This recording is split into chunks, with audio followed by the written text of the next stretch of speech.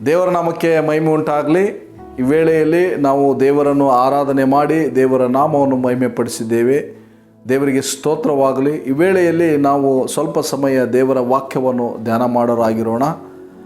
ದೇವರ ವಾಕ್ಯಕ್ಕೆ ಹೋಗುವುದಕ್ಕಿಂತ ಮುಂಚೆ ನಮ್ಮ ಜೀವಿತದಲ್ಲಿ ನಾವು ನೋಡಿಕೊಳ್ಳೋಣ, ದೇವರಿಗೆ ನಾವು ಪರಿಪೂರ್ಣವಾಗಿ ನಾವು ಕಾರ್ಯ ಮಾಡ್ತಾ ಇದ್ದೇವೆ, ಕೆಲಸ ಮಾಡ್ತಾ ಇದ್ದೇವೆ ಎಂಬುದಾಗಿ ನಮ್ಮನ್ನು ನಾವು ಪರೀಕ್ಷೆ ಮಾಡಿಕೊಳ್ಳೋಣ. ಅದಕ್ಕೆ ದೇವರ ವಾಕ್ಯದಲ್ಲಿ ನಾವು ಪರಿಹಾರವನ್ನು ಕಂಡುಕೊಳ್ಳೋಣ ಪ್ರಿಯರೇ. ಯಾಕಂತ ಹೇಳಿದರೆ ನಾವು ದೇವರ ವಾಕ್ಯ ಅದು ಸತ್ಯ. ಆ ಸತ್ಯವಾದ ಮರ್ಮಗಳನ್ನು ನಾವು ತಿಳಿದುಕೊಳ್ಳುವಾಗ, ಆ ರಹಸ್ಯವನ್ನು ತಿಳಿದುಕೊಳ್ಳುವಾಗ ನಮಗೆ ನಿಜವಾಗಲೂ ಒಂದು ಬಿಡುಗಡೆ ಆಗ್ಬೋದು. ಅದಕ್ಕೆ ನಮ್ಮನ್ನು ಏನು ಮಾಡಿದ್ದಾರೆ, ದೇವರು ಸಭೆಯಾಗಿ ಸೇರಿಸಿ ನಮ್ಮನ್ನು ಈ ರೀತಿಯಾಗಿ ವಾಕ್ಯವನ್ನು ಕಲಿಯುವಂತೆ ದೇವರು ನಮಗೆ ಕೃಪೆಯನ್ನು ಕೊಟ್ಟಿದ್ದಾನೆ. ದೇವರಿಗೆ ಸ್ತೋತ್ರವಾಗಲಿ. ಆದ್ದರಿಂದ ನಾವು ನೋಡ್ತೀವಿ ಕೆಲವರ ಜೀವಿತದಲ್ಲಿ ನಾವು ನೋಡ್ತೀವಿ, ಅವರು ಆರಂಭಿಸಿದ ಕೆಲಸ ಅರ್ಧಕ್ಕೆ ಮೊಟಕುಗೊಳಿಸ್ತಾರೆ. ಮತ್ತು ಎರಡನೇದಾಗಿ ಅವರು ಆರಾಧನೆ ಮಾಡುವಾಗಲೇ ಆಯಿತು ಅಥವಾ ದೇವರ ಸೇವೆ ಆಯಿತು, ಅವರ ಪೂರ್ಣ ಹೃದಯದಿಂದ ಮಾಡಲಿಕ್ಕೆ ಆಗುವುದಿಲ್ಲ. ಕಾರಣ ಏನೆಂಬುದಾಗಿ ನಾವು ನೋಡೋದಾದರೆ ಅದಕ್ಕೆ ದೇವರ ವಾಕ್ಯದಲ್ಲಿ ನಮಗೆ ಪರಿಹಾರ ಉತ್ತರವಿದೆ ಪ್ರಿಯರೇ. ಆದ್ದರಿಂದ ನಾವು ಮಾರ್ಕನು ಬರೆದ ಸುವಾರ್ತೆ 12ನೇ ಅಧ್ಯಾಯ ಅದರ 30ನೇ ವಚನವನ್ನು ನಾವು ಓದಿಕೊಳ್ಳೋಣ. ದೇವರ ವಾಕ್ಯ ಈ ರೀತಿಯಾಗಿ ಹೇಳುವುದನ್ನು ನಾವು ಗಮನಿಸಲಿಕ್ಕೆ ಸಾಧ್ಯವಾಗ್ತದೆ. ನಿನ್ನ ದೇವರಾದ ಕರ್ತನನ್ನು ಪೂರ್ಣ ಹೃದಯದಿಂದಲೂ ಪೂರ್ಣ ಪ್ರಾಣದಿಂದಲೂ ಪೂರ್ಣ ಬುದ್ಧಿಯಿಂದಲೂ ಪೂರ್ಣ ಶಕ್ತಿಯಿಂದಲೂ ಪ್ರೀತಿಸಬೇಕು ಎಂಬುದೇ ಮೊದಲನೆಯ ಆಜ್ಞೆ. ಪೂರ್ಣ ಶಕ್ತಿಯಿಂದ ಪ್ರೀತಿಸಬೇಕೆಂಬುದೇ ಮೊದಲನೆಯದು ಮತ್ತು ಮುಖ್ಯವಾದ ಆಜ್ಞೆ. ನಾವು ಮತ್ತಾಯನ ಬರೆದ ಸುವಾರ್ತೆ 12:37 ನೋಡ್ತೀವಿ, ಮೊದಲನೇ ಆಜ್ಞೆ ಮತ್ತು ಮುಖ್ಯವಾದ ಆಜ್ಞೆ ಎಂಬುದಾಗಿ. ನೋಡಿ, ದೇವರಿಗೆ ನಾವು ಪರಿಪೂರ್ಣನಾದ ದೇವರು. ಆದ್ದರಿಂದ ನಮ್ಮ ಕಡೆಯಿಂದನೂ ಆತನು ಪರಿಪೂರ್ಣವಾಗಿಯೇ ಕೇಳ್ತಾ ಇದ್ದಾನೆ. ಏನನ್ನು ಕೇಳ್ತಾ ಇದ್ದಾನೆ? ನಮಗೋಸ್ಕರ ಆತನು ಎಲ್ಲವನ್ನು ತ್ಯಾಗ ಮಾಡಿದ್ದಾರೆ. ತ್ಯಾಗ ಮಾಡಿ ತನ್ನ ಪ್ರಾಣವನ್ನೇ ಕೊಟ್ಟು ಅಮೂಲ್ಯವಾದ ರಕ್ತವನ್ನು ಸುರಿಸಿದ್ದಾರೆ. ಆದ್ದರಿಂದ ಆ ತ್ಯಾಗಕ್ಕೆ ಬದಲಾಗಿ ಆತನು ಏನು ಕೇಳ್ತಾ ಇದ್ದಾನೆ ನಮಗೆ ಎಂಬುದಾಗಿ ನಾವು ಗಮನಿಸುವುದಾದರೆ, ಪೂರ್ಣ ಹೃದಯವನ್ನು ಕೇಳ್ತಾ ಇದ್ದಾನೆ, ಪೂರ್ಣ ಮನಸ್ಸನ್ನು ಕೇಳ್ತಾ ಇದ್ದಾನೆ, ಪೂರ್ಣ ಬುದ್ಧಿ ಅಂದರೆ ಪೂರ್ಣ ಜ್ಞಾನ ಮತ್ತು ಪೂರ್ಣ ಶಕ್ತಿಯಿಂದ ದೇವರನ್ನು ಪ್ರೀತಿಸಬೇಕೆಂಬುದಾಗಿ. ದೇವರ ನಾಮಕ್ಕೆ ಸ್ತೋತ್ರವಾಗಲಿ. ಇವತ್ತು ಅನೇಕರ ಜೀವಿತದಲ್ಲಿ ನಾವು ನೋಡಲಿಕ್ಕೆ ಸಾಧ್ಯವಾಗ್ತದೆ, ಯಾಕೆ ಆರಂಭ ಮಾಡಿದ ಕೆಲಸ, ಸೇವೆ, ಕೊಟ್ಟಂಥ ಜವಾಬ್ದಾರಿ ಅವರು ಮಾಡಲಿಕ್ಕೆ ಆಗ್ತಾ ಇಲ್ಲ ಎಂಬುದಾಗಿ ನಾವು ನೋಡೋದಾದರೆ ಅದಕ್ಕೆ ಒಂದೇ ಒಂದು ಸಮಸ್ಯೆ ಏನೆಂಬುದಾಗಿ ನೋಡೋದಾದರೆ ಅವರು ಪೂರ್ಣ ಹೃದಯವನ್ನು ಕೊಟ್ಟಿರುವುದಿಲ್ಲ. ಪೂರ್ಣ ಪ್ರಾಣ, ಪೂರ್ಣ ಆತ್ಮದಿಂದ, ಪೂರ್ಣ ಹೃದಯದಿಂದ, ಪೂರ್ಣ ಮನಸ್ಸನ್ನು ಅವರು ದೇವರಿಗೆ ಕೊಟ್ಟಿರುವುದಿಲ್ಲ. ಅಷ್ಟು ಮಾತ್ರವಲ್ಲ, ಪೂರ್ಣ ಜ್ಞಾನ, ದೇವರ ಜ್ಞಾನದಿಂದ ಅವರು ಕೆಲಸ ಮಾಡುತ್ತಿರೋದಿಲ್ಲ. ಆದ್ದರಿಂದ ಪೂರ್ಣ ಶಕ್ತಿಯಿಂದ ಅವರು ಏನು ಮಾಡೋಕ್ಕಾಗಲ್ಲ, ಪ್ರೀತಿ ಮಾಡಲಿಕ್ಕೆ ಆಗ್ತಾ ಇಲ್ಲ. ದೇವರಿಗೆ ಸ್ತೋತ್ರವಾಗಲಿ. ಇವತ್ತು ನಮ್ಮ ಜೀವಿತಗಳಲ್ಲಿ ನಾವು ಒಂದು ಅರ್ಥ ಮಾಡಿಕೊಳ್ಳಬೇಕು, ನಮಗೆ ಯಾಕೆ ದೇವರನ್ನು ಸಂಪೂರ್ಣವಾಗಿ ಪರಿಪೂರ್ಣವಾಗಿ ನಾವು ಪ್ರೀತಿ ಮಾಡಲಿಕ್ಕೆ ಆಗ್ತಾ ಇಲ್ಲ. ಪ್ರೀತಿ ಮಾಡುವುದಂತ ಹೇಳಿದರೆ ಏನು ಅದರ ಅರ್ಥ? ನಾವು ನೋಡ್ತೇವೆ, ಯೋಹಾನನು ಬರೆದ ಸುವಾರ್ತೆ 14ನೇ ಅಧ್ಯಾಯದಲ್ಲಿ ನಾವು ನೋಡುವಾಗ, ಆ 14ನೇ ಅಧ್ಯಾಯ 15ನೇ ವಚನದಲ್ಲಿ ನಾವು ನೋಡುವಾಗ ದೇವರ ವಾಕ್ಯ ಈ ರೀತಿಯ ಹೇಳುವುದನ್ನು ನಾವು ಗಮನಿಸ್ತೇವೆ. ನೀವು ನನ್ನನ್ನು ಪ್ರೀತಿಸುವುದಾದರೆ ನನ್ನ ಆಜ್ಞೆಗಳನ್ನು ಕೈಕೊಂಡು ನಡೆಯುವಿರಿ. ನನ್ನ ಆಜ್ಞೆಗಳನ್ನು ಕೈಗೊಂಡು ನಡೆಯುವಿರಿ. ಆತನ ಆಜ್ಞೆಗಳನ್ನು ನಾವು ಕೈಗೊಂಡು ನಡೆಯುವುದಾದರೆ ಆತನನ್ನು ಪ್ರೀತಿಸ್ತೇವೆ ಎಂಬುದಾಗಿ. ಹಾಗಾದರೆ ಪೂರ್ಣ ಹೃದಯದಿಂದ, ಪೂರ್ಣ ಪ್ರಾಣದಿಂದ, ಪೂರ್ಣ ಬುದ್ಧಿಯಿಂದ, ಪೂರ್ಣ ಶಕ್ತಿಯಿಂದ ಪ್ರೀತಿ ಮಾಡಬೇಕಂತ ಹೇಳಿದರೆ ಅದರ ಅರ್ಥ ಏನೆಂಬುದಾಗಿ ನೋಡೋದಾದರೆ, ಆತನು ನಮಗೆ ಏನು ಜವಾಬ್ದಾರಿಯನ್ನು ಕೊಟ್ಟಿದ್ದಾನೆ, ಆ ಜವಾಬ್ದಾರಿಯನ್ನು ನಾವು ಪರಿಪೂರ್ಣವಾಗಿ ಮಾಡುತ್ತಾ ಇದ್ದೇವಾ?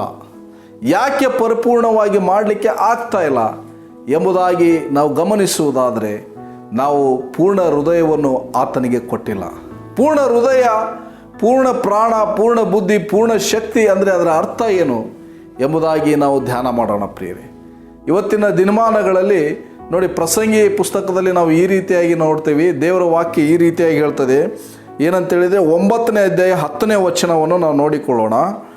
9ನೇ ಅಧ್ಯಾಯ 10ನೇ ವಚನ ಈ ರೀತಿಯಾಗಿ ಹೇಳೋದನ್ನು ನಾವು ಗಮನಿಸ್ತೇವೆ.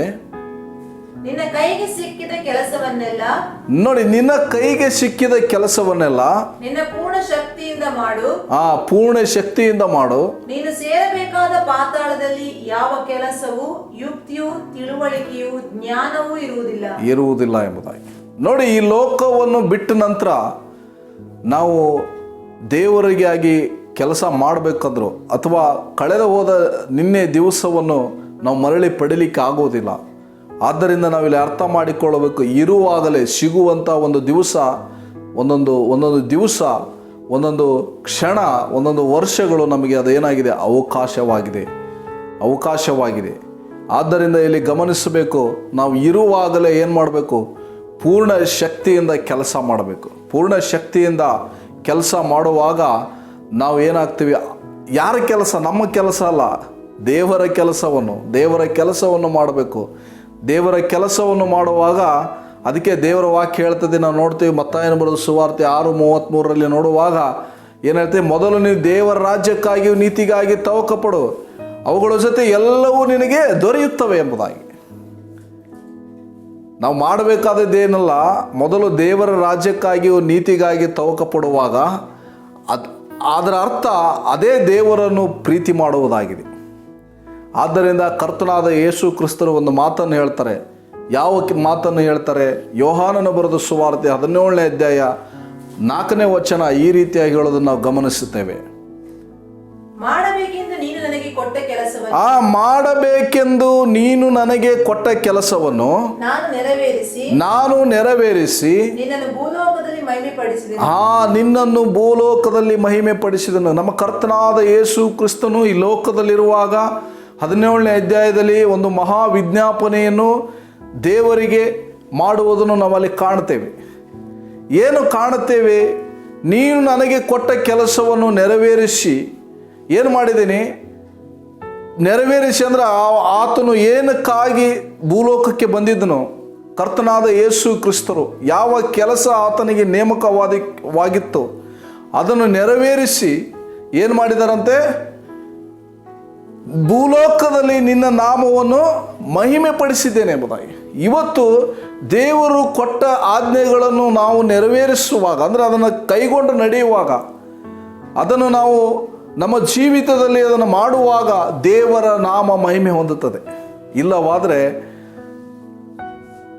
ಮಹಿಮೆ ಹೊಂದಲಿಕ್ಕಾಗಲ್ಲ.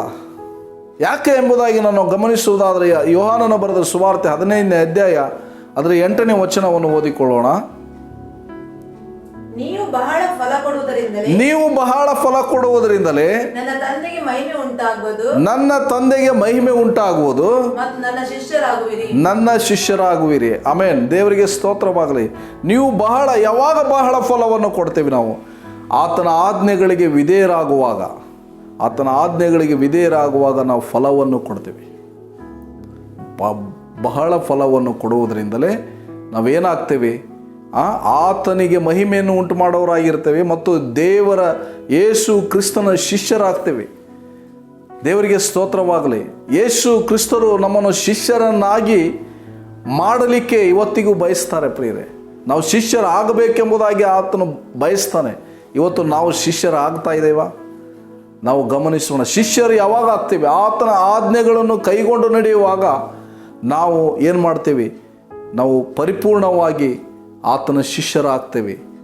ನಾವು ಗಮನಿಸುವುದಾದರೆ ನಾವು ಆತನ ಆಜ್ಞೆಗಳನ್ನು ಕೈಗೊಂಡು ನಡೆಯುವಾಗ ನಾವು ಆತನನ್ನು, ದೇವರನ್ನು ಪ್ರೀತಿಸುವಂಥ ನಿಜವಾದ ಮಕ್ಕಳಾಗ್ತೇವೆ. ಇಲ್ಲ ಅಂದರೆ ನಾವು ಯಾರು ಆಜ್ಞೆಗಳನ್ನು ಕೈಗೊಂಡು ನಡೆಯುವುದಿಲ್ವೋ ಅವರು ದೇವರ ಮುಂದೆ ಸುಳ್ಳುಗಾರರಾಗ್ತಾರೆ.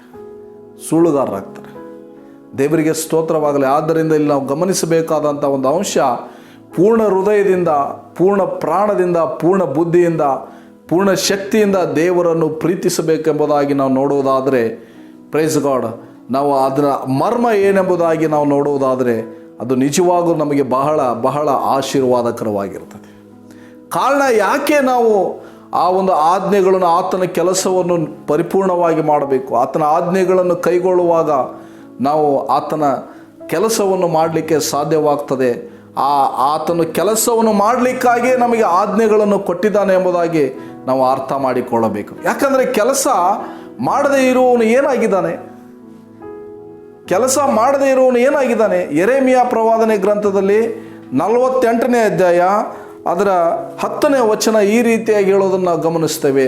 ಅದನ್ನು ಓದಿಕೊಳ್ಳೋಣ. ದಯಮಾಡಿ ಯಾರಾದರೂ ಒಬ್ಬರು ಓದಬೇಕೆಂಬುದಾಗಿ ನಾನು ಕೇಳಿಕೊಳ್ತೀನಿ.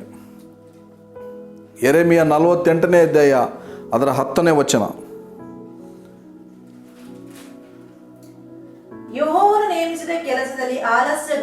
ಯೆಹೋವನು ನೇಮಿಸಿದ ಕೆಲಸದಲ್ಲಿ ಆಲಸ್ಯಗಾರನು ಶಾಪಗ್ರಸ್ತನಾಗಲಿ. ನಾವು ನೀವು ನೇಮಕವಾದವರು, ನಾವು ನೀವು ನೇಮಕ ಮಾಡಿದ್ದಾನೆ. ನಾವು appointed people for the God's work. ದೇವರ ನಾಮಕ್ಕೆ ಸ್ತೋತ್ರವಾಗಲಿ. ಇವತ್ತು ನಮ್ಮನ್ನು ನಾವು ಪರೀಕ್ಷೆ ಮಾಡಿಕೊಳ್ಳೋಣ. ಆತನು ನೇಮಿಸಿದ ಕೆಲಸದಲ್ಲಿ, ಯೆಹೋವನು ನೇಮಿಸಿದ ಕೆಲಸದಲ್ಲಿ, ಯೇಸು ಕ್ರಿಸ್ತನು ಕೊಟ್ಟ ಆಜ್ಞೆಗಳಲ್ಲಿ ಯಾವನಾದರೂ ಆಲಸ್ಯಗಾರನಾದರೆ ಅವನು ಶಾಪಗ್ರಸ್ತನಾಗಲಿ. ಕೊರಿಂಥದವರಿಗೆ ಬರೆದ ಪತ್ರಿಕೆಯಲ್ಲಿಯೂ ಅದನ್ನೇ ಹೇಳ್ತದೆ. ಯಾವನಾದರೂ ಕರ್ತನನ್ನು ಪ್ರೀತಿಸದೇ ಇದ್ದರೆ ಅವನು ಶಾಪಗ್ರಸ್ತನಾಗಲಿ. ಪ್ರೀತಿ ಮಾಡುವುದು, ದೇವರ ಕೆಲಸವನ್ನು ಮಾಡುವುದು, ದೇವರ ಆಜ್ಞೆಗಳನ್ನು ಕೈಗೊಂಡು ನಡೆಯುವುದು, ಪ್ರೈಸ್ ಗಾಡ್, ಇದೆಲ್ಲವೂ ಏನು ಸೂಚಿಸ್ತದೆ? ದೇವರನ್ನು ಪರಿಪೂರ್ಣವಾಗಿ ಪ್ರೀತಿ ಮಾಡುವುದನ್ನು ಸೂಚಿಸ್ತದೆ. ಇವತ್ತು ಯಾಕೆ ಮಾಡಲಿಕ್ಕೆ ಆಗ್ತಾ ಇಲ್ಲ? ಇವತ್ತು ದೇವರ ಕೆಲಸವನ್ನು, ದೇವರ ಆಜ್ಞೆಯನ್ನು ನಮಗೆ ಯಾಕೆ ಮಾಡಲಿಕ್ಕೆ ಆಗ್ತಾ ಇಲ್ಲ? ಅದಕ್ಕೆ ದೇವರು ಬರೋಣ ತಡವಾಗ್ತಾ ಇದೆ. ನಾವು ಆ ಕೆಲಸವನ್ನು ಮಾಡಿದರೆ ಇವತ್ತು ದೇವರು ಬಂದು ಆಗಲೇ ಆಗಿಬಿಡ್ತಿತ್ತು. ಇವತ್ತು ಯಾಕೆ ಆಗ್ತಾ ಇಲ್ಲ? ನಮ್ಮ ಕೈಯಲ್ಲಿ ಕೊಟ್ಟಂಥ ಜವಾಬ್ದಾರಿಯನ್ನು ನಾವು ಪರಿಪೂರ್ಣವಾಗಿ ನಿಭಾಯಿಸ್ತಾ ಇಲ್ಲ. ದೇವರಿಗೆ ಸ್ತೋತ್ರವಾಗಲಿ. ಆದ್ದರಿಂದ ನಾವು ಇಲ್ಲಿ ಗಮನಿಸಬೇಕಾದಂಥ ಒಂದು ಅಂಶ, ಹಾಗಾದರೆ ನಾವು ಆಶೀರ್ವಾದಿಸಲ್ಪಟ್ಟವರಾಗಿ ದೇವರ ಮುಂದೆ ನಾವು ನಿಂತುಕೊಳ್ಳಬೇಕಾದ್ರೆ ನಾವು ಪೂರ್ಣ ಹೃದಯದಿಂದ, ಪೂರ್ಣ ಪ್ರಾಣದಿಂದ, ಪೂರ್ಣ ಬುದ್ಧಿಯಿಂದ, ಪೂರ್ಣ ಶಕ್ತಿಯಿಂದ ಆತನನ್ನು ಪ್ರೀತಿಸಬೇಕು. ಅಂದರೆ ಆತನು ಏನು ಆಜ್ಞೆಗಳನ್ನು ಕೊಟ್ಟಿದ್ದಾನೆ, ನಾವು ಪೂರ್ಣವಾಗಿ ಮಾನಸಾಂತರ ಹೊಂದಿದ್ದೇವಾ? ಪೂರ್ಣವಾಗಿ ದೇವರಿಗೆ ಕೊಡ್ತಾ ಇದ್ದೇವಾ? ಸಂಪೂರ್ಣ ಹೃದಯದಿಂದ ಕೊಡ್ತಾ ಇದ್ದೇವಾ? ಸಂಪೂರ್ಣವಾಗಿ ದೇವರ ಆಜ್ಞೆಗಳನ್ನು ನಾವು ಕೈಗೊಂಡು ನಡೀತಾ ಇದ್ದೇವಾ? ಸಂಪೂರ್ಣವಾಗಿ ಸಭೆಯಾಗಿ ಸೇರಿ ಬರ್ತಾ ಇದ್ದೇವಾ? ಪರಿಪೂರ್ಣವಾಗಿ ಸೇವಕರ ಮಾತನ್ನು ಕೇಳ್ತಾ ಇದ್ದೇವಾ? ನಾವು ಗಮನಿಸಿಕೊಳ್ಳಬೇಕು ಪ್ರಿಯರೇ. ದೇವರ ನಾಮಕ್ಕೆ ಸ್ತೋತ್ರವಾಗಲಿ. ದೇವರ ಕೆಲಸಗಳ ನಿಮಿತ್ತವಾಗಿ ದೇವರು ನಾವು ಏನು ಹೇಳುತ್ತಾನೆ ನಮಗೆ ಅದನ್ನು ಮಾಡಲಿಕ್ಕೆ ಅಂತ ನಾವು ಸಭೆಗೆ ಬಯಸಿ ಬರ್ತಾ ಇದ್ದೇವಾ? ಅಥವಾ ಕೇವಲ ಆಶೀರ್ವಾದಗಳಿಗಾಗಿ ನಾವು ಬರ್ತಾ ಇದ್ದೇವಾ? ಅಥವಾ ಆಶೀರ್ವದಿಸುವ ಯೇಸುವಿನಿಗೋಸ್ಕರ ಬರ್ತಾ ಇದ್ದೇವಾ? ನಾವಿವತ್ತು ನಮ್ಮನ್ನು ಗಮನಿಸಿಕೊಳ್ಳಬೇಕು ಪ್ರಿಯರೇ. ನಮ್ಮನ್ನು ನಾವು ವಿಚಾರಿಸಿಕೊಳ್ಳಬೇಕು. ನಮ್ಮನ್ನು ನಾವು ಕರೆಕ್ಷನ್ ಮಾಡಿಕೊಳ್ಳಬೇಕು ದೇವರ ಸನ್ನಿಧಾನದಲ್ಲಿ, ದೇವರ ವಾಕ್ಯದ ಮುಂದೆ. ಇಲ್ಲವಾದರೆ ಕರ್ತನಾದ ಯೇಸು ಕ್ರಿಸ್ತನು ಕೊಟ್ಟಂಥ ಆ ಒಂದು ಕೆಲಸದಲ್ಲಿ ನಾವು ಆಲಸ್ಯಗಾರರಾದರೆ ಖಂಡಿತವಾಗಲು ಏನಾಗ್ತಾರೆ? ಅಂಥವರು ಶಾಪಗ್ರಸ್ತರಾಗ್ತಾರೆ. ದೇವರಿಗೆ ಸ್ತೋತ್ರವಾಗಲಿ. ಆದ್ದರಿಂದ ಇಲ್ಲಿ ಗಮನಿಸಬೇಕಾದಂಥ ಒಂದು ಅಂಶ, ಯೆಹೋವನು ನೇಮಿಸಿದ ಕೆಲಸದಲ್ಲಿ ಯಾವನಾದರೂ ಆಲಸ್ಯಗಾರನಾದರೆ ಅವನು ಶಾಪಗ್ರಸ್ತನಾಗಲಿ. ಹೇಗೆ ನೇಮಕ ಮಾಡಿದ್ದಾನೆ ನಮಗೆ ಕರ್ತನು ನೋಡೋದಾದರೆ, ಯೋಹಾನನ ಬರೆದ ಸುವಾರ್ತೆ 15ನೇ ಅಧ್ಯಾಯ 16ನೇ ವಚನದಲ್ಲಿ ದೇವರ ವಾಕ್ಯವನ್ನು ನೋಡುವಾಗ ಏನು ಮಾಡಿದ್ದಾರೆ? ನಮ್ಮನ್ನು ಸುಮ್ಮನೆ ಕರೆದಿದ್ದಾರಾ? ಅಥವಾ ಸುಮ್ಮನೆ ಕರೆದು ಬಿಟ್ಟು ನೀವು ನನ್ನ ಆಶೀರ್ವಾದಗಳನ್ನೆಲ್ಲ ಹೊಂದಿಕೊಂಡು ನೀವು ಸಮೃದ್ಧಿಯಾಗಿ ಜೀವನ ಮಾಡಿ ಅಂತ ನಮ್ಮನ್ನು ಅದಕ್ಕೆ ಮಾತ್ರ ಕರೆದಿದ್ದಾರಾ? ಆ ವಚನದಲ್ಲಿ ನೋಡಿಕೊಳ್ಳೋಣ ಪ್ರಿಯರೇ. ನೀವು ನನ್ನನ್ನು ಆರಿಸಿ ತೆಗೆದುಕೊಂಡಿಲ್ಲ, ನಾನು ನಿಮ್ಮನ್ನು ಆರಿಸಿ ತೆಗೆದುಕೊಂಡೆನು. ನೀವು ಹೊರಟು ಹೋಗಿ ಫಲ ಕೊಡುವವರಾಗಬೇಕೆಂತಲೂ ನೀವು ಕೊಡುವ ಫಲವು ನಿಲ್ಲುವಂತದಾಗಬೇಕೆಂತಲೂ ನಿಮ್ಮನ್ನು ನೇಮಿಸಿದ್ದೇನೆ. ಹೀಗಿರಲಾಗಿ ನನ್ನ ಹೆಸರಿನಲ್ಲಿ ತಂದೆಯನ್ನು ಏನೇನು ಬೇಡಿಕೊಳ್ಳುವಿರೋ ಅದನ್ನು ಆತ ನಿಮಗೆ ಕೊಡುವನು. ನೀವು ನನ್ನನ್ನು ಆರಿಸಿಕೊಂಡಿಲ್ಲ, ನಾನು ನಿಮ್ಮನ್ನು ಆರಿಸಿ ತೆಗೆದುಕೊಂಡಿದ್ದೇನೆ. ಹೀಗಿರುವುದರಿಂದ ನೀವೇನು ಮಾಡಬೇಕು? ನೀವು ಹೊರಟು ಹೋಗಿ ನೀವು ಫಲ ಕೊಡುವುದಾಗಿರಬೇಕೆಂತಲೂ, ನೀವು ಫಲ ಕೊಡುವುದು ನೆಲೆ ನಿಲ್ಲುವಂಥದ್ದಾಗಿರಬೇಕೆಂತಲೂ ನಿಮ್ಮನ್ನು ನೇಮಿಸಿದ್ದೇನೆ. ನೇಮಕ ಮಾಡಿದ್ದಾನೆ. ನಾವು ನೋಡಿದ್ದೀವಿ, ಅಲ್ಲಿ ಯೆರೆಮೀಯ ಗ್ರಂಥದಲ್ಲಿ ಯೆಹೋವನು ನೇಮಿಸಿದ ಕೆಲಸದಲ್ಲಿ, ಯೇಸು ಕ್ರಿಸ್ತನು ನೇಮಿಸಿದ ಕೆಲಸ ಯಾವುದು? ನೀವು ಹೊರಟು ಹೋಗಬೇಕಂತಲೂ, ನೀವು ಹೋಗಿ ಫಲ ಕೊಡುವರಾಗಬೇಕೆಂತಲೂ, ನೀವು ಕೊಡುವ ಫಲ ನೆಲೆ ನಿಲ್ಲುವಂಥದ್ದಾಗಿರಬೇಕೆಂದಲೂ ನಿಮ್ಮನ್ನು ನೇಮಕ ಮಾಡಿದ್ದೇನೆ, ಅಪಾಯಿಂಟ್ ಮಾಡಿದ್ದೇನೆ. ಇವತ್ತು ನಾವು ಹೊರಟು ಹೋಗ್ತಾ ಇದ್ದೇವಾ? ಹೊರಟು ಹೋಗಿ ಆ ನೆಲೆ ನಿಲ್ಲುವಂತಹ ಫಲಗಳನ್ನು, ಸುವಾರ್ತೆಯ ಮೂಲಕ ಆತ್ಮಗಳನ್ನು, ಆ ಸುವಾರ್ತೆ ಆತ್ಮಗಳಿಗೆ ನಶಿಸುವಂತಹ ಜನರ ಮುಂದೆ ಜನರಿಗೆ ಶುಭ ಸಂದೇಶವನ್ನು ನಾವು ಸಾರ್ತಾ ಇದ್ದೇವಾ? ನಾವು ನಮ್ಮನ್ನು ಪರೀಕ್ಷೆ ಮಾಡಿಕೊಳ್ಳೋಣ. ಇವತ್ತು ದೇವರನ್ನು ಪೂರ್ಣ ಹೃದಯದಿಂದ ಪ್ರೀತಿ ಮಾಡಲಿಕ್ಕೆ ಯಾಕೆ ಆಗ್ತಾ ಇಲ್ಲ? ಕಾರಣ ನಾವು ಆತನ ಆಜ್ಞೆಗಳು ನಮ್ಮ ಹೃದಯದಲ್ಲಿ ಇಲ್ಲದೇ ಇರುವುದಕ್ಕಾಗಿ, ಆತನ ಆಜ್ಞೆಗಳು ನಮ್ಮ ಮನಸ್ಸಿನಲ್ಲಿ ಇಲ್ಲದೇ ಇರುವುದಕ್ಕಾಗಿ, ಅವೆರಡೂ ಇಲ್ಲದೇ ಇರುವುದಕ್ಕಾಗಿ, ಆ ದೇವರ ಜ್ಞಾನ ನಮ್ಮಲ್ಲಿ ಬರದೇ ಇರುವುದಕ್ಕಾಗಿ, ಆ ಮೂರು ಇಲ್ಲದೇ ಇರುವುದರಿಂದ ಆ ಪೂರ್ಣ ಶಕ್ತಿ, ಆ ಶಕ್ತಿ ಎನರ್ಜಿ ಇಲ್ಲದೇ ಇರುವುದಕ್ಕಾಗಿ ನಾವು ಪ್ರೀತಿ ಮಾಡಲಿಕ್ಕೆ ಆಗ್ತಾ ಇಲ್ಲ. ಅಂದರೆ ಅದರ ಅರ್ಥ ಪೂರ್ಣ ಹೃದಯದಿಂದ ಎಂಬುದಾಗಿ ನಾವು ನೋಡೋದಾದರೆ, ಆ ಕೊಲೊಸ್ಸೆಯವರಿಗೆ ಬರೆದ ಪತ್ರಿಕೆ 3ನೇ ಅಧ್ಯಾಯ ಅದರ 16ನೇ ವಚನವನ್ನು ನಾವು ಓದಿಕೊಳ್ಳೋಣ. ಕೊಲೊಸ್ಸೆಯವರಿಗೆ ಬರೆದ ಪತ್ರಿಕೆ 3ನೇ ಅಧ್ಯಾಯ 16ನೇ ವಚನ ಈ ರೀತಿಯಾಗಿ ಹೇಳುವುದನ್ನು ನಾವು ನೋಡ್ತೇವೆ. ಕ್ರಿಸ್ತನ ವಾಕ್ಯವು ನಿಮ್ಮಲ್ಲಿ ಸಮೃದ್ಧಿಯಾಗಿ ವಾಸಿಸಲಿ, ಸಕಲ ಜ್ಞಾನದಿಂದ ಕೂಡಿದ. ನೋಡ್ರಿ, ಸಕಲ ಜ್ಞಾನದಿಂದ, ಕ್ರಿಸ್ತನ ವಾಕ್ಯವು ನಿಮ್ಮಲ್ಲಿ ಸಮೃದ್ಧಿಯಾಗಿ ವಾಸಿಸಲಿ, ಸಕಲ ಜ್ಞಾನ, ಪೂರ್ಣ ಬುದ್ಧಿಯಿಂದ, ನೋಡ್ರಿ, ಸಕಲ ಜ್ಞಾನದಿಂದ ಕೂಡಿದವರಾಗಿ ಒಬ್ಬರಿಗೊಬ್ಬರು ಉಪದೇಶ ಮಾಡಿಕೊಳ್ಳ್ರಿ, ಬುದ್ಧಿ ಹೇಳಿಕೊಳ್ಳ್ರಿ, ಕರ್ತನ ಕೃಪೆಯನ್ನು ನೆನೆಸಿಕೊಳ್ಳುವವರಾಗಿ, ಕೀರ್ತನೆಗಳಿಂದಲೂ ಸಂಕೀರ್ತನೆಗಳಿಂದಲೂ ಆತ್ಮ ಸಂಬಂಧವಾದ ಹಾಡುಗಳಿಂದಲೂ ನಿಮ್ಮ ಹೃದಯದಲ್ಲಿ ದೇವರಿಗೆ ಗಾನ ಮಾಡಿರಿ. ಕೇವಲ ಭಾನುವಾರ ಬಂದು ಮಾತ್ರ ಆರಾಧನೆ ಮಾಡುವುದಲ್ಲ, 24x7 ಹೃದಯದಲ್ಲಿ ದೇವರಿಗೆ ಗಾನ ಮಾಡಬೇಕಂತೆ. ಕೀರ್ತನೆಗಳಿಂದಲೂ ಹೃದಯ ಸಂಬಂಧ ಹಾಡುಗಳಿಂದಲೂ ದೇವರಿಗೆ ಏನು ಮಾಡಬೇಕಂತೆ? ಹಾಲೆಲೂಯಾ, ಹಾಡಬೇಕಂತೆ. ಯಾವಾಗ ಇದು ಬರ್ತದೆ? ಕ್ರಿಸ್ತನ ವಾಕ್ಯಗಳು ನಮ್ಮಲ್ಲಿ ಹೃದಯದಲ್ಲಿ ಸಮೃದ್ಧಿಯಾಗಿ ವಾಸ ಮಾಡುವುದರಿಂದ. ವಾಸ ಅಂದರೆ ಏನು? ಅದರ ಅರ್ಥ ನೆಲೆಗೊಂಡಿರುವುದರಿಂದ. ಕ್ರಿಸ್ತನಲ್ಲಿ ನಾವು ನೆಲೆಗೊಳ್ಳುವುದು, ವಾಕ್ಯಗಳು ನಮ್ಮಲ್ಲಿ ನೆಲೆಗೊಳ್ಳುವುದು. ದೇವರಿಗೆ ಸ್ತೋತ್ರವಾಗಲಿ. ನೀವು ನನ್ನಲ್ಲಿಯೂ ನನ್ನ ವಾಕ್ಯಗಳು ನಿಮ್ಮಲ್ಲಿಯೂ ನೆಲೆಗೊಂಡಿದ್ದರೆ, ನಾವು ಕ್ರಿಸ್ತನಲ್ಲಿ ನೆಲೆಗೊಂಡಿದ್ದರೆ, ವಾಕ್ಯಗಳು ನಮ್ಮಲ್ಲಿ ವಾಸ ಮಾಡ್ತಾ ಇದ್ದಾವ ಅಂದರೆ ಅದರ ಅರ್ಥ ನಾವು ಆ ಆಜ್ಞೆಗಳಿಗೆ ನಾವು ಒಳಗಾಗ್ತಾ ಇದ್ದೇವಾ, ಕೈಗೊಂಡು ನಡೀತಾ ಇದ್ದೇವಾ? ನೋಡ್ರಿ, ಇದೇ ಕಾರಣ ಕ್ರಿಸ್ತನ ವಾಕ್ಯಗಳು ನಮ್ಮ ಹೃದಯದಲ್ಲಿ ಸಮೃದ್ಧಿಯಾಗಿ ವಾಸ ಮಾಡ್ತಾ ಇಲ್ಲ. ವಾಸ ಮಾಡದೇ ಇರುವುದರಿಂದ ನಾವು ಪೂರ್ಣ ಹೃದಯವನ್ನು ದೇವರಿಗೆ ಕೊಡಲಿಕ್ಕೆ ಆಗ್ತಾ ಇಲ್ಲ. ಆ ಹೃದಯದಲ್ಲಿ ಆ ಒಂದು ಸಮೃದ್ಧಿಯಾದ ವಾಕ್ಯಗಳು ಇಲ್ಲದೇ ಇರುವುದರಿಂದ ಮನಸ್ಸು ಏನಾಗಿದೆ? ವೀಕ್ ಆಗಿದೆ. ಅದು ಲೌಕಿಕ ವಿಚಾರಗಳಿಂದ ತುಂಬಿಕೊಂಡಿದೆ, ಶರೀರದ ಆಶೆಗಳಿಂದ ತುಂಬಿಕೊಂಡಿದೆ, ಕಣ್ಣಿನ ಆಶೆಯಿಂದ ತುಂಬಿಕೊಂಡಿದೆ, ಹಣದ ಆಶೆಯಿಂದ ತುಂಬಿಕೊಂಡಿದೆ. ಆದ್ದರಿಂದ ಮನುಷ್ಯ ಇವತ್ತು ಕರೆಯಲ್ಪಟ್ಟವನು, ನೇಮಿಸಿದ ಆತನು ಯಾಕೆ ಎಡವಿ ಬೀಳ್ತಾ ಇದ್ದಾನೆ? ಕಾರಣ ಕ್ರಿಸ್ತನ ವಾಕ್ಯಗಳು ಸಮೃದ್ಧಿಯಾಗಿ ವಾಸ ಮಾಡ್ತಾ ಇಲ್ಲ, ಅವುಗಳನ್ನು ಧ್ಯಾನ ಮಾಡ್ತಾ ಇಲ್ಲ. ಆದ್ದರಿಂದ ಅವನು ಏನು ಮಾಡ್ತಾ ಇಲ್ಲ? ಅವನಿಗೆ ಪೂರ್ಣ ಜ್ಞಾನ ಬರ್ತಾ ಇಲ್ಲ. ಪೂರ್ಣ ಜ್ಞಾನ, ದೇವರ ಜ್ಞಾನ ಬರ್ತಾ ಇಲ್ಲ. ಯಾಕಂದರೆ ದೇವರ ಜ್ಞಾನವೇ ಯೆಹೋವನಿಗೆ ಇಷ್ಟ ಅಂತೆ. ಆತನಿಗೆ ಯಜ್ಞ ಬೇಡ, ಕರುಣೆಯೇ ಬೇಕು. ಇವತ್ತು ಕರುಣೆ ಕಡಿಮೆ ಆಗಿದೆ, ಪ್ರೀತಿ ಕಡಿಮೆ ಆಗಿದೆ, ದೇವರ ಜ್ಞಾನ ಕಡಿಮೆ ಆಗಿದೆ, ದೇವರ ಕೆಲಸ ಕಡಿಮೆ ಆಗಿದೆ. ನೋಡ್ರಿ, ಸಕಲ ಜ್ಞಾನದಿಂದ ಕೂಡಿದವರಾಗಿ ಒಬ್ಬರಿಗೊಬ್ಬರು ಉಪದೇಶ ಮಾಡ್ತೀರಿ, ಬುದ್ಧಿ ಹೇಳ್ತೀರಿ ಅಂತ ಎಂಬುದಾಗಿ ದೇವರ ವಾಕ್ಯ. ಇವತ್ತು ಏನಾಗ್ತಾ ಇದೆ? ಇವತ್ತು ಅವರು ನೋಡಿದ್ರೆ ಇವ್ರು ಮಾತಾಡೋದು, ಇವ್ರು ನೋಡಿದ್ರೆ ಅವ್ರು ಮಾತಾಡೋದು ಆಗಿದೆ. ಕಾರಣ ಇದಕ್ಕೆ ಏನಂತ ಹೇಳಿದರೆ, ದೇವರ ವಾಕ್ಯಗಳು ಸಮೃದ್ಧಿಯಾಗಿ ವಾಸ ಮಾಡ್ತಾ ಇಲ್ಲ. ಅದಕ್ಕಾಗಿ ಆ ಮನಸ್ಸಿನಲ್ಲಿ ಮನಸ್ಸು ಖಾಲಿಯಾಗಿ ಲೋಕದ ಆಚಾರಗಳಿಂದ, ವ್ಯರ್ಥವಾದ ಕಾರ್ಯಗಳಿಂದ, ಪಾಪದ ಕಾರ್ಯಗಳಿಂದ ತುಂಬಿಕೊಂಡಿದೆ. ಅದಕ್ಕೆ ಪೂರ್ಣ ಮನಸ್ಸು ಬರ್ತಾ ಇಲ್ಲ. ಆದ್ದರಿಂದ ನಾವಿಲ್ಲಿ ಗಮನಿಸ್ತೇವೆ, ಆ ಪೂರ್ಣ ಶಕ್ತಿಯಿಂದ ನಾವು ಯಾಕೆ ಪ್ರೀತಿ ಮಾಡೋಕ್ಕಾಗ್ತಾ ಇಲ್ಲ ಅಂದರೆ, ದೇವರ ಕೆಲಸವನ್ನು ಯಾಕೆ ಮಾಡಲಿಕ್ಕೆ ಆಗ್ತಾ ಇಲ್ಲ ಅಂದರೆ, ಕಾರಣ ನಮ್ಮಲ್ಲಿ ದೇವರ ವಾಕ್ಯ ವಾಸವಾಗಿಲ್ಲ.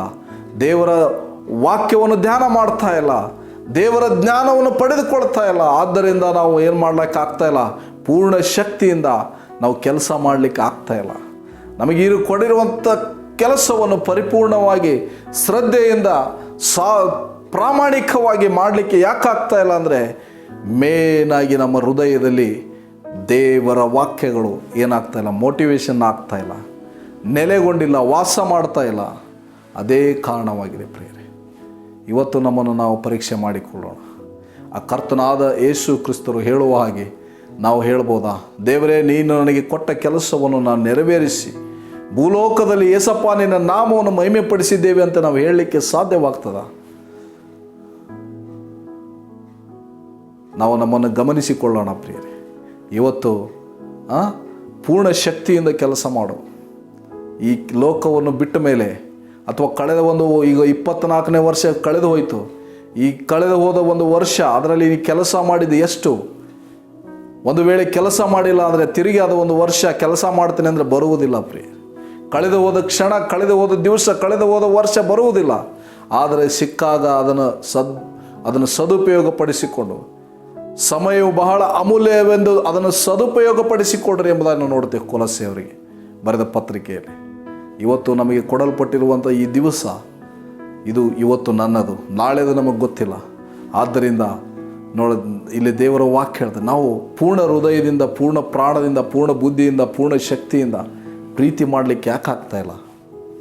ದೇವರ ನಾಮಕ್ಕೆ ಸ್ತೋತ್ರವಾಗಲಿ. ಯಾಕೆ ಸಫಲತೆಯನ್ನು ಹೊಂದ್ತಾ ಇಲ್ಲ? ಯಾಕೆ ಕೃತಾರ್ಥದ ನಾವು ಆಗ್ತಾ ಇಲ್ಲ ದೇವರಿಗೆ? ಕಾರಣ ಎಂದರೆ ಇದು ಒಂದೇ ರೀಸನ್. ನಾವು ದೇವರ ವಾಕ್ಯವನ್ನು ಧ್ಯಾನ ಮಾಡ್ತಾ ಇಲ್ಲ, ದೇವರ ವಾಕ್ಯವನ್ನು ಓದ್ತಾ ಇಲ್ಲ, ಅದನ್ನು ಧ್ಯಾನ ಮಾಡ್ತಾ ಇಲ್ಲ, ಅದನ್ನು ಅನುಸರಿಸಿ ನಡೀತಾ ಇಲ್ಲ, ಕೈಗೊಂಡು ನಡೀತಾ ಇಲ್ಲ. ಅದನ್ನೇ ಧ್ಯಾನ ಮಾಡಿದರೆ, ಅದನ್ನೇ ಓದಿದರೆ ಅದೇ ನಮ್ಮಲ್ಲಿ ಕಾರ್ಯ ಮಾಡ್ತದೆ ಪ್ರಿಯರೇ. ಅದು ಕಾರ್ಯ ಸಾಧಿಸುವ ಶಕ್ತಿ ಇದಕ್ಕೆ. ಅದು ಏನಾಗಿದೆ? ಅದು ಜೀವ ಸ್ವರೂಪನ ಜೀವವುಳ್ಳ ವಾಕ್ಯವಾಗಿದೆ, ಜೀವ ಕೊಡುವ ವಾಕ್ಯವಾಗಿದೆ. ಒಣಗಿದ ಎಲುಬುಗಳನ್ನೇ ದೊಡ್ಡ ಸೈನ್ಯವಾಗಿ ಆ ವಾಕ್ಯ ಮಾಡಿದೆ ಅಂದಮೇಲೆ, ನಮ್ಮೊಳಗಡೆ ಆ ಹೃದಯದಲ್ಲಿ ಆ ವಾಕ್ಯ ಇರುವುದಾದರೆ ಎಂಥ ಕಾರ್ಯಗಳನ್ನು ಮಾಡಲಿಕ್ಕೆ ಸಾಧ್ಯವಾಗ್ತದೆ. ಇವತ್ತು ಅನೇಕರು ಯಾಕೆ ಕೆಲಸವನ್ನು ಅಪೂರ್ಣಗೊಳಿಸ್ತಾ ಇದ್ದಾರೆ? ಯಾಕೆ ಕೆಲಸವನ್ನು ಮಾಡಲಿಕ್ಕೆ ಹೋಗ್ತಾ ಇಲ್ಲ? ಅರ್ಧದಲ್ಲೇ ಬಿಟ್ಟು ಪಾಪಗಳಿಗೆ ಸಿಕ್ಕಿ ಹಾಕಿಕೊಂಡು ಕ್ರಿಸ್ತ ನಂಬಿಕೆಯಲ್ಲಿ ಭ್ರಷ್ಟರಾಗಿ ಯಾಕೆ ಹೋಗ್ತಾ ಇದ್ದಾರೆ? ಕಾರಣ ದೇವರ ಸನ್ನಿಧಾನದಲ್ಲಿಲ್ಲ, ಪ್ರಾರ್ಥನೆ ಇಲ್ಲ, ದೇವರ ವಾಕ್ಯದ ಜೀವಿತ ಇಲ್ಲ, ದೇವರ ಸತ್ಯವೇದ ಧ್ಯಾನ ಇಲ್ಲ, ಪ್ರಾರ್ಥನೆ ಇಲ್ಲ. ಆದ್ದರಿಂದ ಎಲ್ಲವೂ ಕುಂಠಿತಗೊಳ್ತಾ ಇದೆ. ಅಂಥವ್ರು ಏನಾಗಿದ್ದಾರಂತೆ? ಯೆಹೋವನು ನೇಮಿಸಿದ ಕೆಲಸದಲ್ಲಿ ಯಾವನಾದರೂ ಆಲಸ್ಯಗಾರನಾದರೆ ಶಾಪಗ್ರಸ್ತನು ಆಗ್ತಾನೆ. ಇವತ್ತು ಕರ್ತನು ನಮ್ಮನ್ನು ಏನು ಮಾಡಿದ್ದಾನೆ? ನಾವು ಫಲ ಕೊಡುವರಾಗಬೇಕೆಂಬುದಾಗಿ, ನಾವು ಕೊಡುವ ಫಲ ನೆಲೆ ನಿಲ್ಲುವುದಾಗಬೇಕೆಂಬುದಾಗಿ ನಮ್ಮನ್ನು ಆತನು ನೇಮಿಸಿದ್ದಾನೆ. ಆದ್ದರಿಂದ ಹೊರಟು ಹೋಗಿರಿ, ಎಲ್ಲ ದೇಶಗಳ ಜನರನ್ನು ಶಿಷ್ಯರನ್ನಾಗಿ ಮಾಡಿರಿ ಎಂಬುದಾಗಿ ದೇವರು ಕೊಟ್ಟಂಥ ಮಹಾ ಆಜ್ಞೆಯನ್ನು ಇವತ್ತು ನಾವೆಷ್ಟು ಕೈಗೊಂಡು ನಡೀತಾ ಇದ್ದೇವೆ? ಕಾರಣ ಇದನ್ನು ಯಾಕೆ ಕೈಗೊಂಡು ನಡೀತಾ ಇಲ್ಲ? ಸುವಾರ್ತೆ ಸಾರಬೇಕೆಂಬ ಭಯ ಯಾಕೆ ಬರ್ತಾ ಇಲ್ಲ? ಪೌಲ ಹೇಳ್ತಾ ಇದ್ದಾನೆ, ಸುವಾರ್ತೆ ಸಾರದಿದ್ರೆ ನನ್ನ ಗತಿಯನ್ನು ಏನು ಹೇಳಲಿ? 9:16 ನೋಡುವಾಗ ಇವತ್ತು ಯಾರಿಗೆ ಯಾಕೆ ಭಯ ಬರ್ತಾ ಇಲ್ಲ? ಕಾರಣ ದೇವರ ವಾಕ್ಯ ಎಲ್ಲರಿಗೂ ಗೊತ್ತಿದೆ. ದೇವರ ವಾಕ್ಯ ಗೊತ್ತಿರುವುದು ಬೇರೆ, ಸೈತಾನನಿಗೆ ಗೊತ್ತಿದೆ. ಗೊತ್ತಿರುವುದು ಬೇರೆ, ನಮ್ಮ ಹೃದಯದಲ್ಲಿ ವಾಸ ಮಾಡುವುದು ಬೇರೆ. ವಾಸ ಮಾಡುವಾಗ ಅದು ಕಾರ್ಯ ಮಾಡ್ತದೆ ಪ್ರಿಯರೇ. ಆದ್ದರಿಂದ ಯೆಹೋಶುವನಿಗೆ ಹೇಳ್ತಾ ಇದ್ದಾರೆ ದೇವರು. ನಾವು ನೋಡ್ತೀವಿ ಯೆಹೋಶುವನ ಗ್ರಂಥ 1:8 ನಾವು ನೋಡುವಾಗ ಆತನಿಗೆ ಒಂದು ಆಜ್ಞೆಯನ್ನು ಕೊಡ್ತಾ ಇದ್ದಾರೆ. ಏನಂತ ನೋಡುವಾಗ ನಮಗೂ ನಿಮಗೆಲ್ಲರಿಗೂ ಗೊತ್ತಿರುವಂಥ ವಾಕ್ಯ, ಈ ಧರ್ಮಶಾಸ್ತ್ರವು ನಿನ್ನ ಬಾಯಲ್ಲಿ ಇರಲಿ, ಹಗಲಿರುಳು ಅದನ್ನು ಧ್ಯಾನಿಸು, ಅದನ್ನು ಕೈಗೊಂಡು ನಡಿ. ಹೀಗೆ ಮಾಡಿದರೆ ನಿನ್ನ ಎಲ್ಲ ಪ್ರಯತ್ನಗಳಲ್ಲಿ ಸಫಲನಾಗುವಿ ಮತ್ತು ನೀನು ಕೃತಾರ್ಥನಾಗುವಿ. ನಾನು ಮೋಶೆ ಸಂಗಡ ಇದ್ದ ಹಾಗೆ ನಿನ್ನ ಸಂಗಡ ಇರ್ತೀನಿ. ಇವತ್ತು ಅದೇ ವಾಗ್ದಾನವನ್ನು ಕರ್ತನಾದ ಯೇಸು ಕ್ರಿಸ್ತರು ಕೊಟ್ಟಿದ್ದಾರೆ.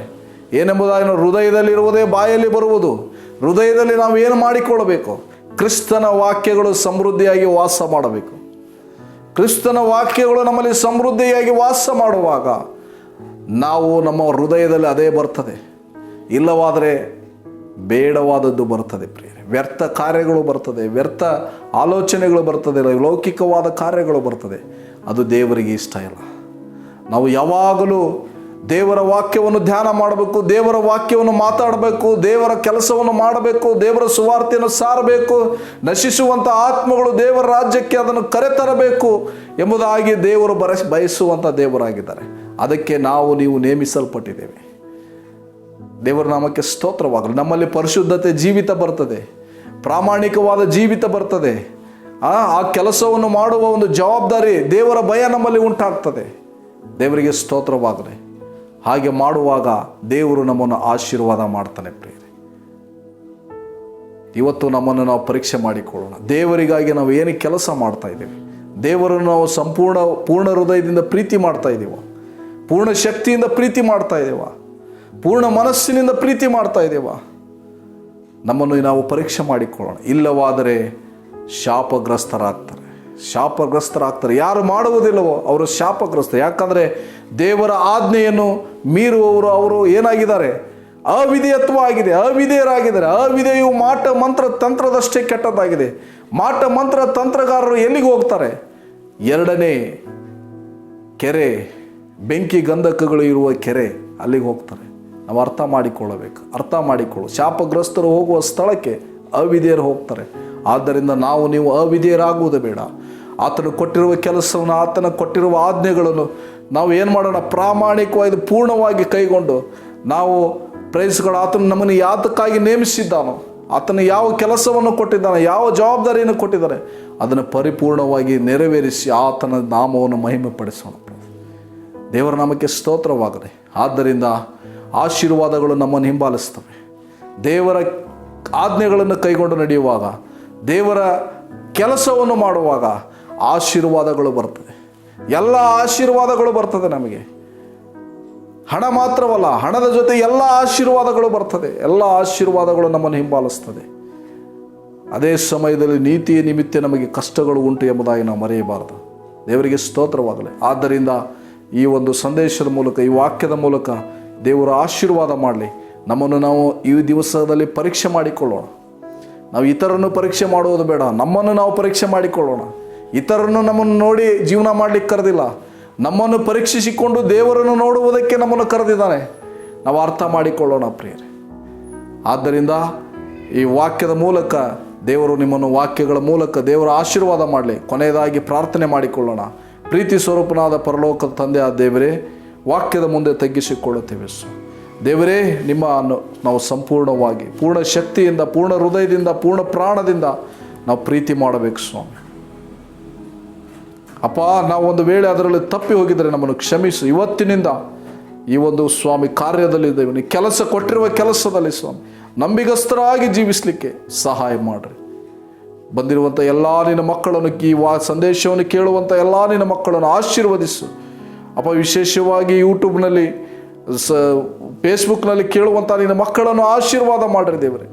ವಾಕ್ಯಕ್ಕೆ ವಿಧೇಯರಾಗಿ ಸ್ವಾಮಿ ದೇವರೇ, ನೀನು ಕೊಟ್ಟಿರುವ ಕೆಲಸವನ್ನು, ನೀನು ಕೊಟ್ಟಿರುವ ಆಜ್ಞೆಗಳನ್ನು ಪರಿಪೂರ್ಣವಾಗಿ ಕೈಗೊಂಡು ನಡೆಯುವಂತೆ ಕೃಪೆ ಕೊಡು. ಮಹಿಮೆ ನಿಮಗೆ ಸಲ್ಲಿಸುತ್ತೇವೆ ಸ್ವಾಮಿ. ನಿಮ್ಮ ನಾಮವೇ ಹೆಚ್ಚಿಸಲ್ಪಡಲಿ. ಈ ಪ್ರಾರ್ಥನೆಯನ್ನು ನಮ್ಮ ರಕ್ಷಕನು ಒಡೆಯನಾದ ನಜರೇತಿನ ಯೇಸು ಕ್ರಿಸ್ತನ ಅತಿ ಪರಿಶುದ್ಧ ನಾಮದಲ್ಲಿ ಬೇಡಿ ಹೊಂದಿಕೊಂಡಿದ್ದೇವೆ ನಮ್ಮ ಜೀವವುಳ್ಳ ಪರಲೋಕದ ತಂದೆಯೇ. ಆಮೇನ್, ಆಮೇನ್.